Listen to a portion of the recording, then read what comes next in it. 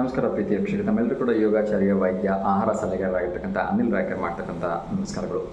So ಪ್ರೀತಿಯ ವೀಕ್ಷಕರು, ಪ್ರತಿ ದಿವಸ ಬೆಳಗ್ಗೆ ಎದ್ದ ತಕ್ಷಣ ಪ್ರತಿಯೊಬ್ಬರು ಕೂಡ ಟೀ ಅಥವಾ ಕಾಫಿ ಕುಡಿತಕ್ಕಂಥ ಅಭ್ಯಾಸ ಇದ್ದೇ ಇರುತ್ತೆ. ಆದರೆ ನಾವು ಕುಡಿತಾ ಇರ್ತಕ್ಕಂಥ ಟೀ ಮತ್ತು ಕಾಫಿ ನಮ್ಮ ದೇಹಕ್ಕೆ ಅದೆಷ್ಟು ವಿಷಕಾರಿ ಆಗಿದೆ ಅಂತಕ್ಕಂಥದ್ದನ್ನು ನಾವು ಗಮನಿಸಿರೋದಿಲ್ಲ. ಸೊ ಹಾಗಾದರೆ ಬನ್ನಿ ಇವತ್ತು ಟೀ ಮತ್ತು ಕಾಫಿ ಬಗ್ಗೆ ಮಾತಾಡೋಣ.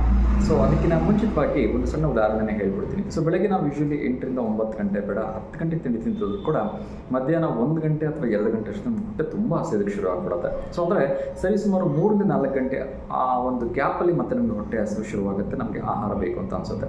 ಸೊ ಒಮ್ಮೆ ಯೋಚನೆ ಮಾಡಿ, ರಾತ್ರಿ ನಾವು ಎಷ್ಟೊತ್ತಿಗೆ ಊಟ ಮಾಡಿರ್ತೀವಿ? 8 ಗಂಟೆ, 9 ಗಂಟೆ ಅಥವಾ 10 ಗಂಟೆ ಊಟ ಮಾಡಿರ್ತೀವಿ. ಸೊ ನಾವು ಬೆಳಗ್ಗೆ ಮತ್ತೆ 10 ಗಂಟೆಗೆ ತಿಂಡಿ ತಿಂತೀವಿ ಅಂದರೆ 12 ಗಂಟೆಗಳ ಒಂದು ಗ್ಯಾಪ್ ಆಯಿತು. ಸೊ ಒಮ್ಮೆ ಯೋಚನೆ ಮಾಡಿ, ಬೆಳಿಗ್ಗೆ ನಾವು ತಿಂಡಿ ತಿಂದಾಗ ಮಧ್ಯಾಹ್ನ ಊಟಕ್ಕೆ ಕೇವಲ 4 ತಾಸು ಗ್ಯಾಪ್ ಇರುತ್ತೆ. 4 ತಾಸಲ್ಲಿ ನಮ್ಗೆ ತುಂಬ ಹೊಟ್ಟೆ ಹಸಿವು ಶುರುವಾಗುತ್ತೆ. ಆದರೆ ರಾತ್ರಿ 10 ಗಂಟೆ ಊಟ ಮಾಡೋದು, ಬೆಳಗ್ಗೆ 10 ಗಂಟೆಗೆ ತಿಂಡಿ ತಿಂತೀವಿ ಅಂದರೆ 12 ಗಂಟೆಗಳ ಒಂದು ಗ್ಯಾಪ್ ಆಗುತ್ತೆ.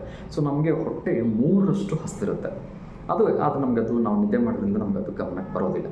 ಎಸ್, ನಾನು ಹೇಳ್ತಾ ಇರ್ತಕ್ಕಂಥ ಪಾಯಿಂಟ್ ಏನು ಅಂದರೆ, ಆ ಹಸ್ತಿರ್ತಕ್ಕಂಥ ಹೊಟ್ಟೆಗೆ ನಾವು ಏನು ಕೊಡ್ತೀವಿ ಅದು ತುಂಬ ಬೇಗ ಅಕ್ಸೆಪ್ಟ್ ಮಾಡ್ಕೊಂಡ್ಬಿಡುತ್ತೆ.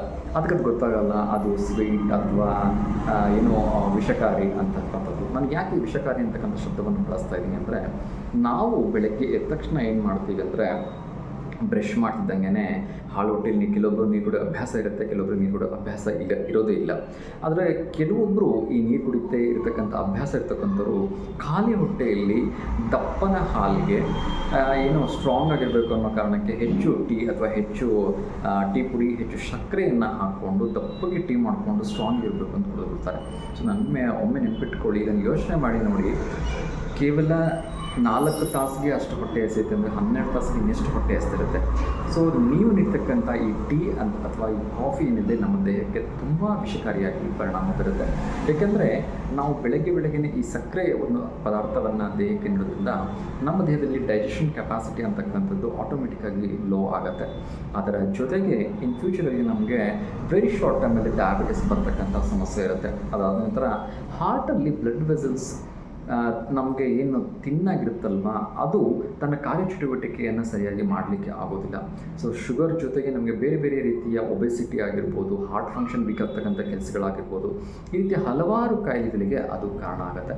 ಸೊ ಅದು ಹಾಗೆ ಆಗಬಾರ್ದು ಅಂದರೆ ನಾವು ಏನು ಮಾಡಬೇಕು ಅಂದರೆ, ನಾವು ಟೀ ಕಾಫಿನ ಕುಡಿಲೇಬಾರ್ದ ಅಂತ ಹೇಳಿದ್ರೆ ಹಾಗಲ್ಲ. ಖಂಡಿತ ಟೀ ಕಾಫಿ ಎಂದು ಕುಡಿಲಿಕ್ಕೆ ಅವಕಾಶ ಇದೆ. ಅದಕ್ಕಿಂತ ಮುಂಚೆ ನಾವು ಖಾಲಿ ಹೊಟ್ಟೆಯಲ್ಲಿ ನೀರನ್ನು ಕುಡಿತಕ್ಕಂಥ ಅಭ್ಯಾಸ ಇಟ್ಕೋಬೇಕು. ಸಾಧ್ಯವಾದರೆ 1 ಅಥವಾ 2 ಹಸಿ ಬೆಳ್ಳುಳ್ಳಿಯನ್ನು ಜಗತ್ತಿನ ಅಭ್ಯಾಸ ಇರಬೇಕು. ಬೆಳ್ಳುಳ್ಳಿ ಇರಲಿಲ್ಲ ಅಂದರೂ ಕೂಡ ಸಮಸ್ಯೆ ಇಲ್ಲ.